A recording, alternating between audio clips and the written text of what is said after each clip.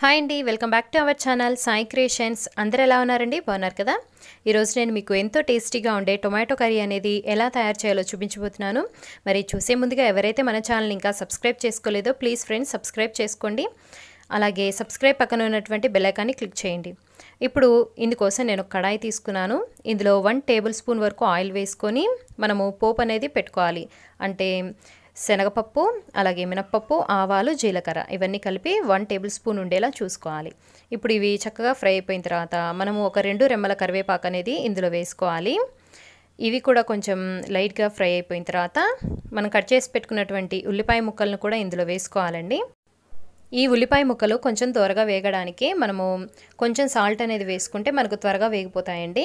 So ఇది కొంచెం త్వరగా వేగిన తర్వాత మనం కొంచెం పచ్చిమిర్చి అంటే 2 లేదా 3 అనేది ఇలా నిలువుగా చీరి వేసుకోవాలి.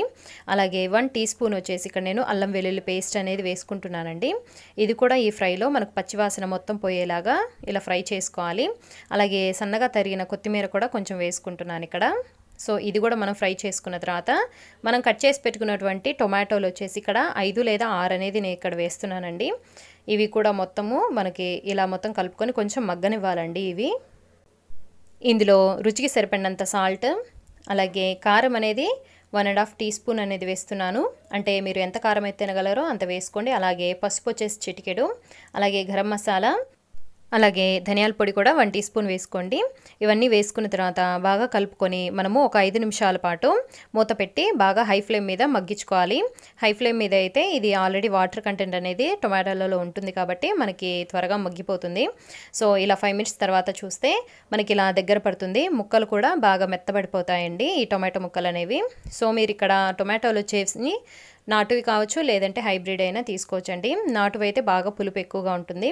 సో అవైతే టొమాటో కర్రీకి బాగుంటుంది. ఇప్పుడు మళ్ళీ ఒక 5 నిమిషాలు మళ్ళీ మీడియం ఫ్లేమ్లో మనము ఈ కూర అనేది బాగా ఉడకనివ్వాలండి. సో ఇది వచ్చేసి మనకి లాస్ట్ అంటే దగ్గర పడుతుంటుంది. ఆయిల్ అనేది కొంచెం పైకి తేలుతూ ఉంటుంది. సో మనకి ఇప్పుడు ఇలా అయినప్పుడు లాస్ట్లో కొంచెం కొత్తిమీర అనేది వేసుకొని మనం దీన్ని స్టవ్ అనేది ఆఫ్ చేసుకుంటే సరిపోతుంది. సో ఇంతే ఫ్రెండ్స్, ఈ వీడియో అంటే చాలా ఈజీగా అయిపోతుందండి ఈ టొమాటో కర్రీ అనేది. ప్రతి ఒక్కరికి కూడా చాలా ఇష్టంగా తింటారు. ఒక్క ముద్ద కూడా వదిలిపెట్టరు, అంత టేస్టీగా ఉంటుంది. మీరు ఇష్టపడే వాళ్ళైతే కొంచెం కొబ్బరి పొడి కూడా వేసుకుంటే అంటే కూర మధ్యలో వేసుకుంటే మనకు చాలా టేస్టీగా కూడా ఉంటుంది. అంటే నచ్చని వాళ్ళు స్కిప్ చేయొచ్చు. సో ఇంతే ఫ్రెండ్స్, ఈ వీడియో మీకు అందరికీ ఈ వీడియో నచ్చిందని అనుకుంటున్నాను. నచ్చినట్లయితే ప్లీజ్ లైక్ చేయండి, షేర్ చేయండి. అలాగే ఇంకెవరైతే మన ఛానల్ని సబ్స్క్రైబ్ చేసుకోలేదో ప్లీజ్ ఫ్రెండ్స్ సబ్స్క్రైబ్ చేసుకోండి. అలాగే సబ్స్క్రైబ్ పక్కన ఉన్నటువంటి బెల్ ఐకాన్ని క్లిక్ చేయండి. Thanks for watching. Please subscribe.